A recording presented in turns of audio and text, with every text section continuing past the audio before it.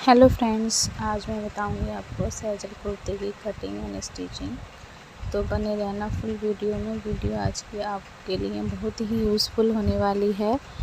तो ये कुर्ती एकदम लूज़ बनेगी और ए शेप में बनेगी। तो इसके मैंने शोल्डर रखा है 7 इंच और आर्म होल भी मैंने 7 इंच रखा है, और जो कि आर्म होल रेडी रहेगा 8.5 इंच, क्योंकि ये लूज़ बन रही है। ठीक है, तो सैजल कुर्ती लूज़ ही होती है। तो इसका चेस्ट साइज़ भी मैंने लूज़ ही रखा है, मतलब पूरी ओवरऑल लूज़ रहेगी ये। तो ये 9 इंच मैंने चेस्ट रखा है और 8 इंच मैंने इसकी कमर रखी है। डबल फोल्ड है इसलिए मैं बता रही हूँ, कभी आप कंफ्यूज हो जाओ। और मैंने इसका 13.5 इंच पर मैंने चाक रखे हैं। तो ये लॉन्ग कुर्ती होने वाली है।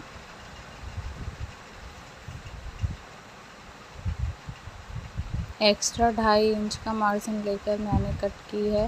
हालांकि मैंने ज़्यादा ही की है, क्योंकि कस्टमर ने बोला था कि आप जितना कपड़ा हो उतना ही आप मतलब उसके हिसाब से एक्स्ट्रा ही रखना। तो मैंने बिल्कुल नीचे से तो जितना कपड़ा था इस चौड़ाई में उतना ही मैंने रख दिया है फुल ए शेप में।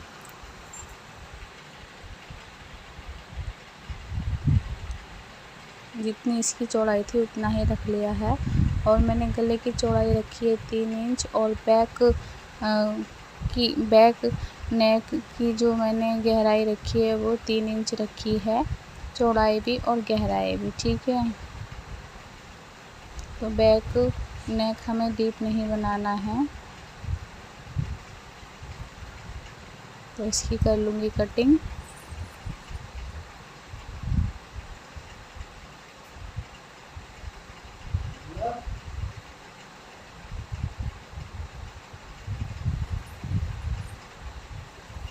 साथ में गले को भी कट कर लूँगी।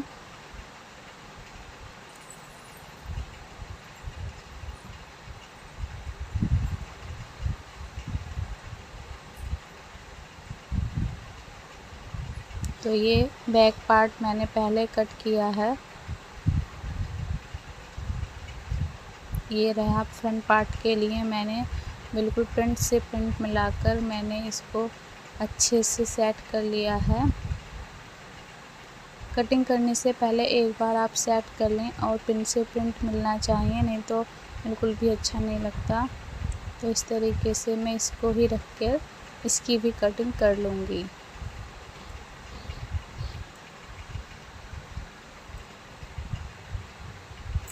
अच्छे से प्रेस कर लें हाथ से।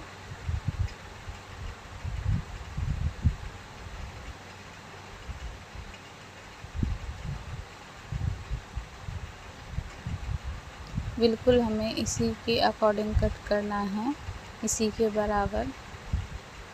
तो जो ये साइड में कपड़ा दे रखा है ये स्लीव्स के लिए दे रखा है। आप देख सकते हैं कि मैंने इसमें कोई दामन पर कुछ भी मतलब एक बराबर ही कट किया है जितना था ये पूरा। अब मैं इसको कट लगा लूँगी दोनों ही पार्ट में, ताकि मुझे सिलने में दिक्कत ना हो और बराबर आए।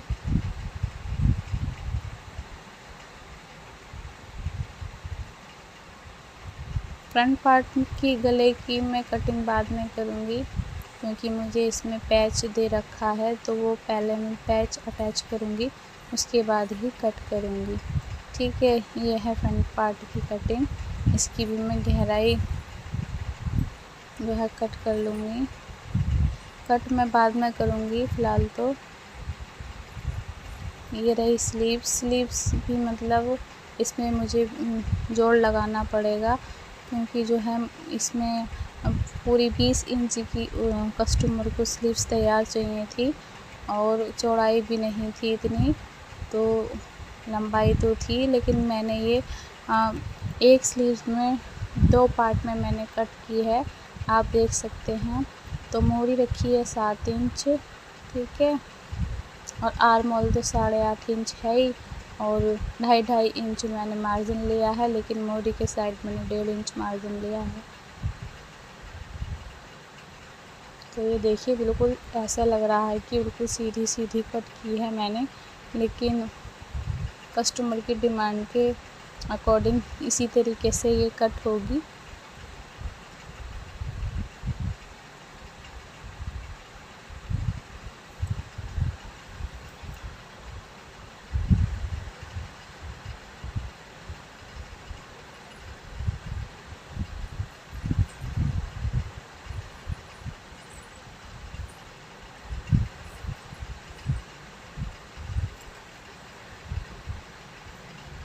तो स्लीव्स कट हो गई है। दूसरी भी मैं इसी के तरह कट कर लूँगी, क्योंकि अलग अलग कट करनी ही थी, क्योंकि इसमें ये प्रिंट दे रखा है तो अलग ही अलग कट करनी है।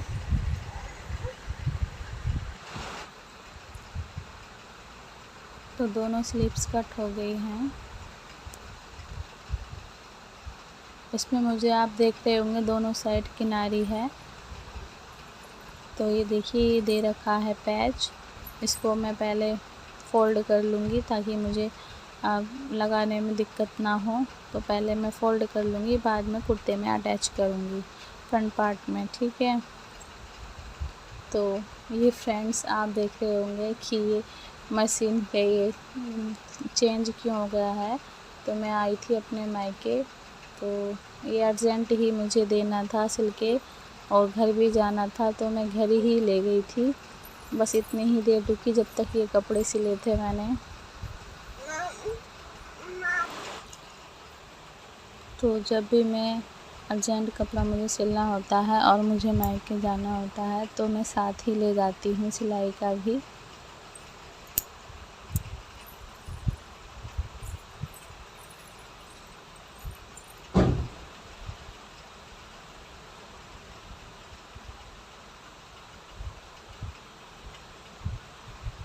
ये कपड़ा थोड़ा वैसा था, इसलिए बहुत दिक्कत हो रही थी इसमें फोल्ड करने में।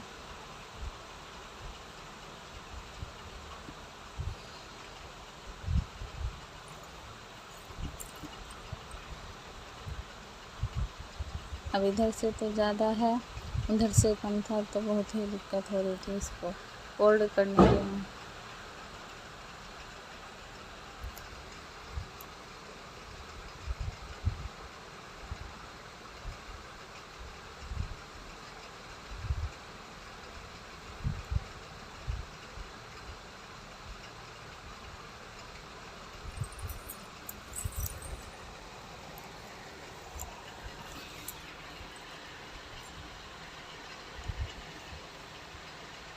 फोल्ड करने के बाद अब मैं कुर्ते पे इसको अटैच करूँगी। मैंने पिनअप कर लिया है ताकि इधर उधर भागे ना, और सेंटर से ये अटैच हो, क्योंकि इधर उधर अटैच होगा तो बिल्कुल भी लुक नहीं आएगा इसका। तो आगे बताऊँगी इस वीडियो में और मेरे साथ क्या हुआ और मुझे डबल मेहनत करनी पड़ी। तो बने रहना इस वीडियो में आगे देखने के लिए।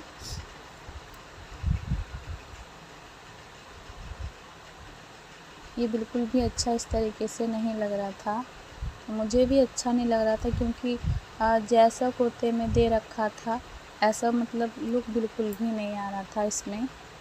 तो कस्टमर को क्या ही सही लगता।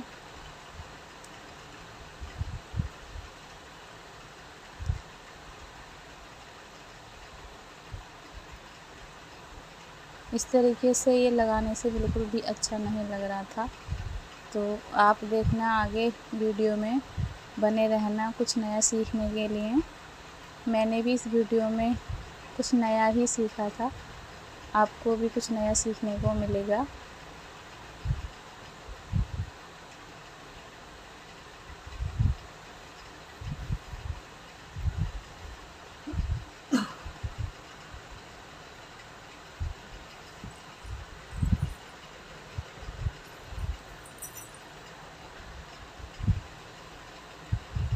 अब मैंने ये फ़ोल्ड कर लिया है, तो जितनी हमने फ्रंट पार्ट की रखी थी चौड़ाई गले की, तो ये 3 इंच मैंने रख ली है, और 7 इंच रेडी गले की लेंथ रखनी थी। तो जो है मैंने 7.5 रख लिया है इस तरीके से। तो चौक थोड़ा मतलब लाइट है पिंक कलर का, वो बिल्कुल हल्का दिखाई दे रहा है, आप ध्यान से देखें तो ठीक है। तो अब कर लेते हैं इसको कट।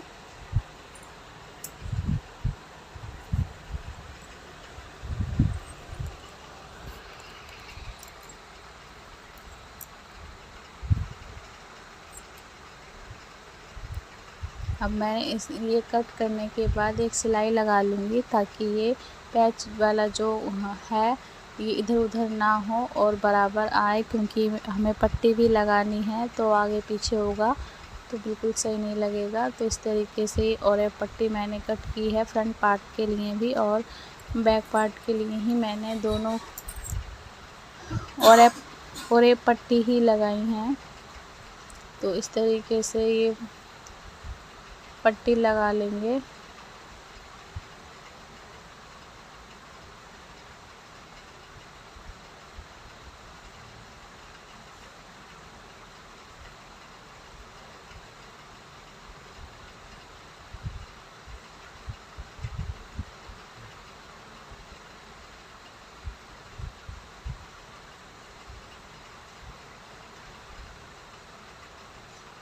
ये देखिए, अब जो है इस पर मैं एक सिलाई लगा लूँगी, पक्का भी हो जाता है और फिनिशिंग भी आ जाती है, क्योंकि जो ये पैच वाला कपड़ा भी है ना थोड़ा अब कढ़ाई की जगह मोटा हो गया था, तो ऐसे सिलाई लगाने से हमारी जो बैठ जाता है कपड़ा।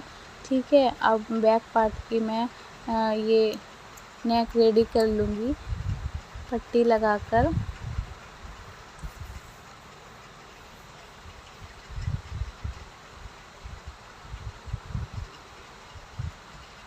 मैंने फ्रंट पार्ट की पट्टी को अभी फ़ोल्ड नहीं किया है, क्योंकि मैं इसको गुम सिलाई लगाऊंगी पट्टी की। ठीक है, जो कपड़ा भी नहीं दिखाई देता है, तो मैं बैक पार्ट को मैं बिल्कुल रेडी कर लूँगी। ठीक है, जैसे रेडीमेड में होता है उसी तरीके से मैं इसमें पट्टी अटैच करूँगी। इस तरीके से आप अटैच करते हो तो रेडीमेड की तरह ही लुक आता है।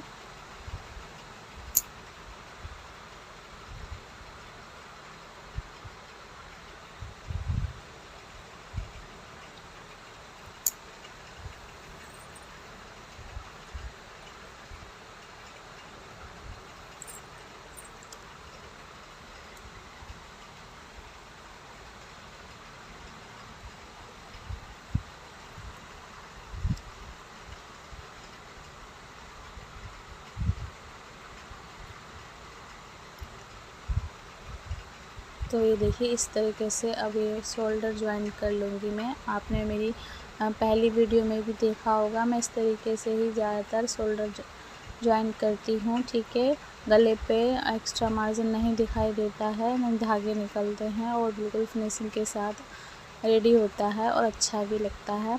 तो इस तरीके से मैं दोनों शोल्डर को ही ज्वाइन कर लूँगी। जो फ्रंट पार्ट की पट्टी है उसको बाहर रखना है। ठीक है, ये देखिए किस तरीके से मैंने रख रखा है और इसको डबल सिलाई लगा लेंगे हम, तभी फोल्ड करेंगे। तो ये सिलाई वाला बनाना है मुझे, इसमें मुझे कोई तुरपाई नहीं करनी है। तो इस तरीके से मैं अब जो है गले की जो पट्टी है इस तरीके से फोल्ड करूँगी।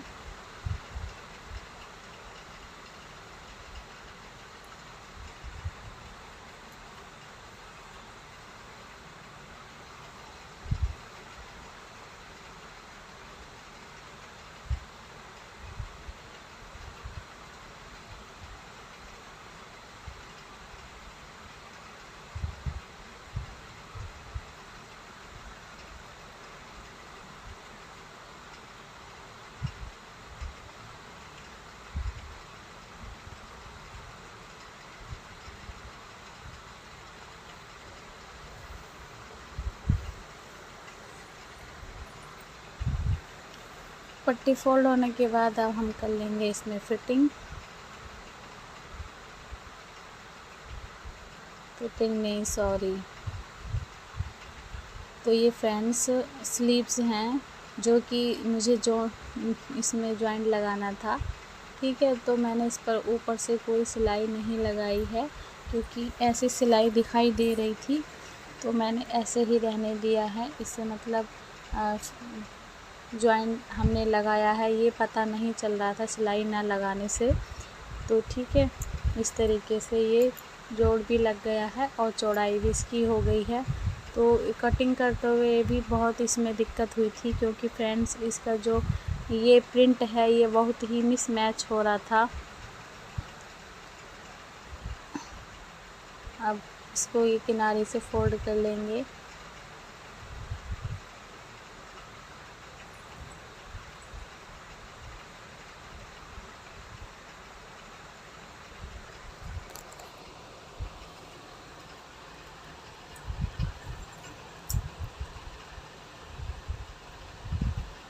तो दोनों स्लीव्स को हमें इसी तरीके से फोल्ड कर लेनी है।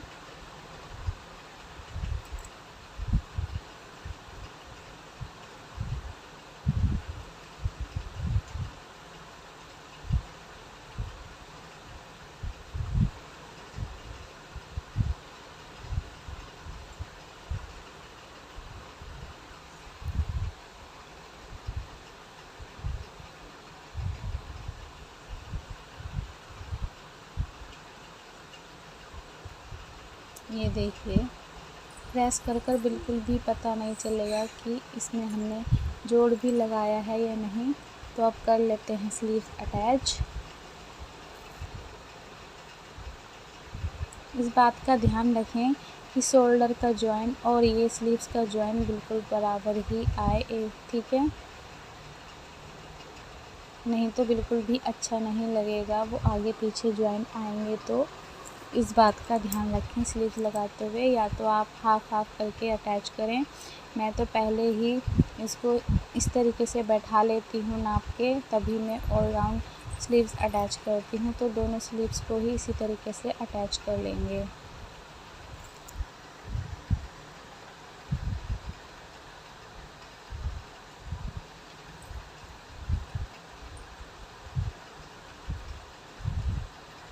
अब लगा लेंगे फिटिंग की सिलाई, ठीक है। मोहरी है 7 इंच।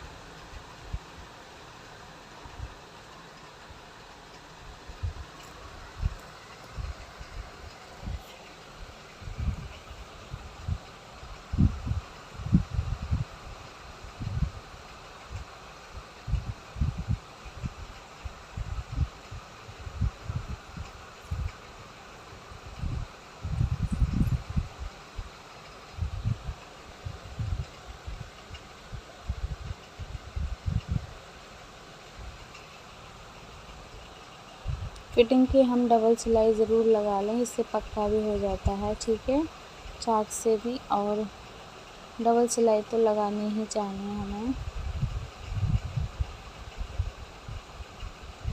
तो दोनों साइड ही इसी तरीके से फिटिंग लगा लेंगे।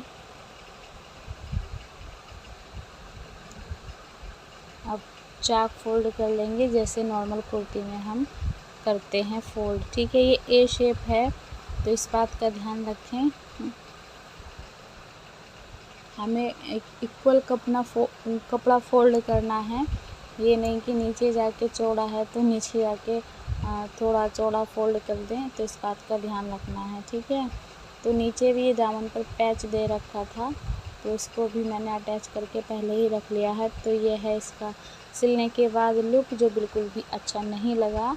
तो इसको मैं करती हूँ, आप देखिएगा, कट कर लेती हूँ। मुझे इसमें बहुत टाइम लगा और पहले तो ये मैंने उधेड़ा इसको, और आपको तो पता है फ्रेंड्स, क्योंकि सिलने से पहले इतनी दिक्कत नहीं आती है, और बंद कुर्ते में जब हम इस तरीके से पैच या लेस लगाते हैं तो कितनी दिक्कत आती है। तो ये मैंने पूरे को ही कट किया, ये काम मुझे पहले ही कर लेना चाहिए था, तो मुझे इतनी मेहनत नहीं करनी पड़ती। फ़िलहाल तो मेहनत की कोई बात नहीं है, लेकिन लुक अच्छा आया बाद में, तो इससे खुशी की बात मुझे और क्या होती मेरे लिए। तो बस दिल खुश हो गया था बाद में मेहनत की तो कोई बात ही नहीं, क्योंकि काफ़ी महंगा सूट भी है और मैं कोशिश करती हूँ कि मेरा कस्टमर खुश हो, मेहनत चाहे कितना भी लगे। तो ये देखिए मैंने लिए मोमबत्ती, तो मैं इसको इस तरीके से हल्के हाथ से इसको जो है देख रहे हैं आप किस तरीके से, मैं दूर से ही करना है फ्रेंड्स। मैं क्लियर नहीं दिखा पा रही हूँ क्योंकि मुझे पता नहीं था, ये थोड़ा ना पंखा चल रहा था तो ये लो भी इसकी जो है एकदम बहक रही थी, तो इसलिए मैं नहीं दिखा पा रही हूँ। आप कभी इस तरीके से करें तो दूर से ही करें, पहले थोड़ा सा एक्सपेरिमेंट करके अलग कपड़े पर देख लें, ठीक है।